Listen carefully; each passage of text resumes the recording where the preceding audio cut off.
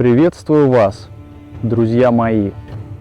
Я принял образ жреца последних язычников Европы, представителей балтской культуры. Приготовьтесь к удивительному путешествию в прошлое. Сегодня я расскажу вам о древних народах, которые очень долго боролись за свою языческую веру. И да поможет мне в этом этот священный камень.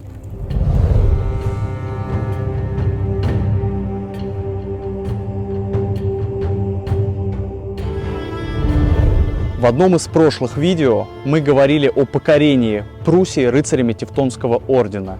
А сейчас мы разберемся, что же представляло собой язычество древних пруссов до того, как на их землю пришли тевтонцы и христианские проповедники. Самой древней формой религии у пруссов, как и у других народов, была вера во всеобщую одухотворенность вещей и природных предметов, так называемый анимизм.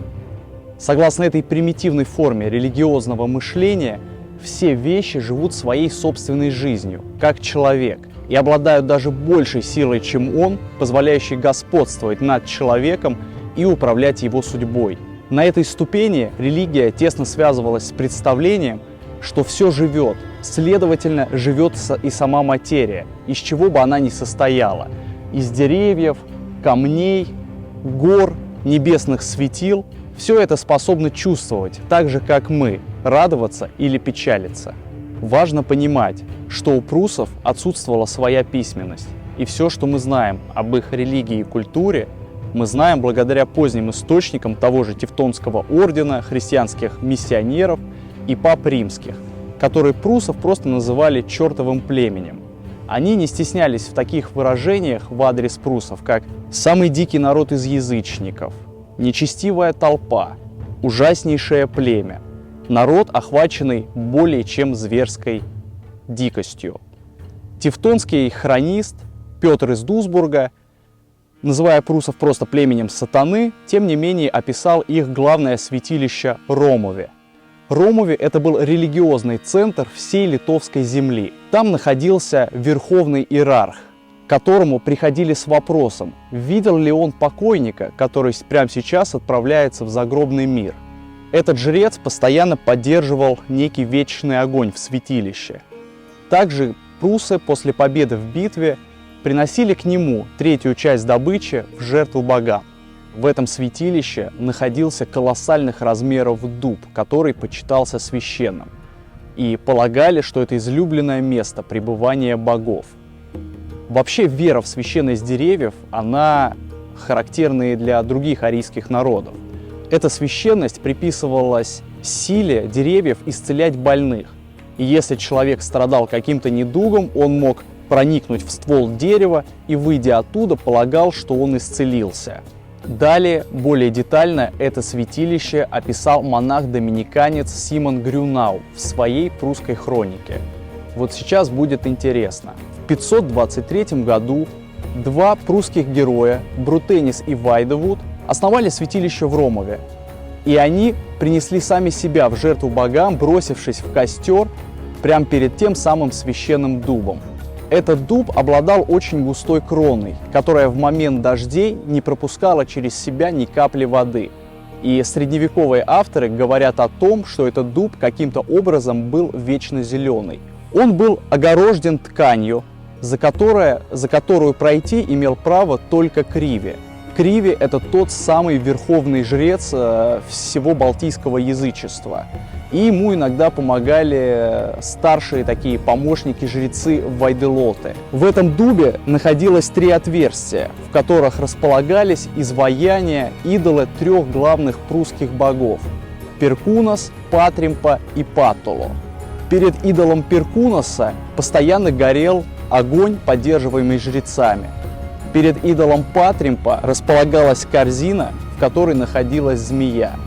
Скорее всего, эта змея была уж, потому что пруссы очень почитали ужей, считали, что это такой бог семьи, плодородия, здоровья, полагали, что ужи обладают бессмертием и огромной мудростью.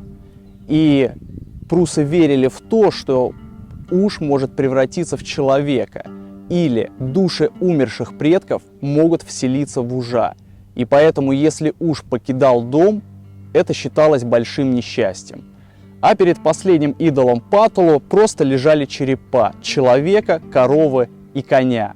Получается, как сходятся во всем немецкие хронисты, в том, что Ромове был не только религиозным центром, это был еще культурно-политический центр, потому что в нем хранилась прусская казна, в Ромове собирались воины на битву и стекались паломники со всей Прибалтийской земли. То есть это место, оно было чем-то похожим на шведскую Упсулу, в которой был храм, куда приходили язычники со всей Скандинавии, чтобы пообщаться с богами, принести что-то или кого-то в жертву. Один из итальянских дипломатов, Филипп Калимах, проживал в Польше в 15 веке. И он говорит о тех литовцах, которые придерживаются языческого обычая, что они молятся по обычаям гальских друидов в священных рощах.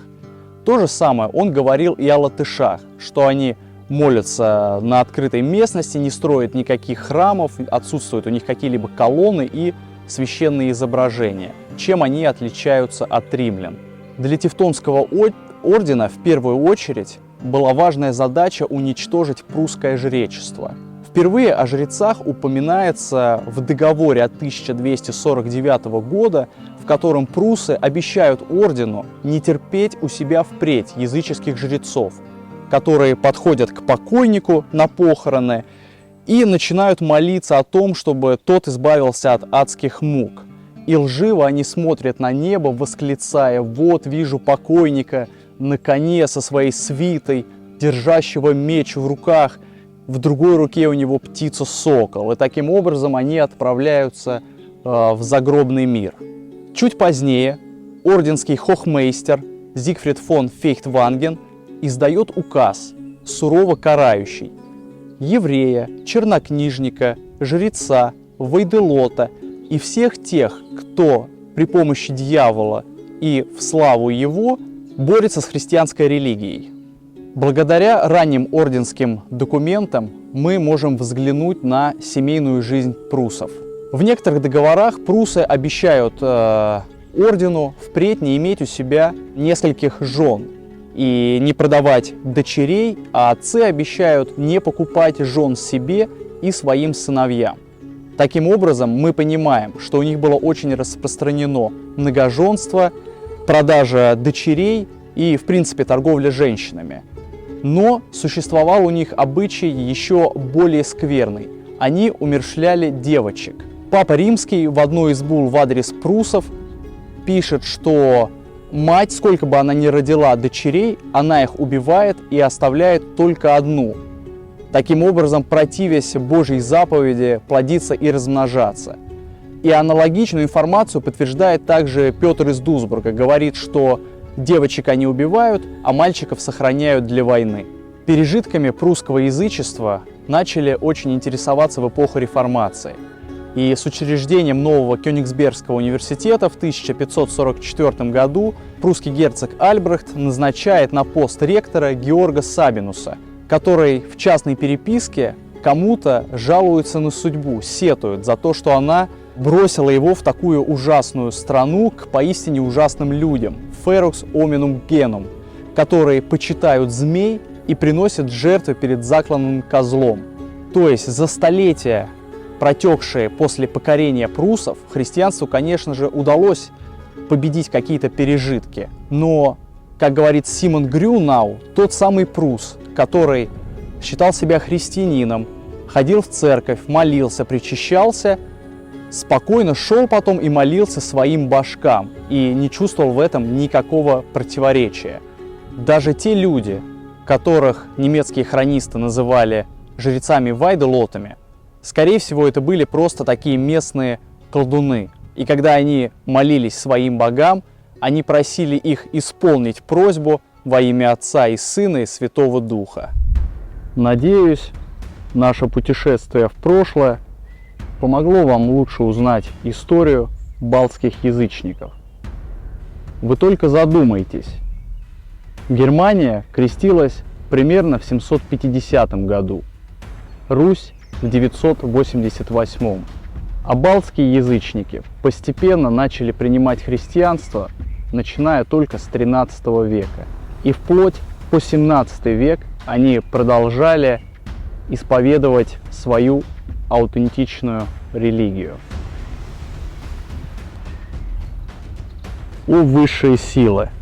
Пусть смотрящие подпишутся на наш канал и поставят лайки этому видео.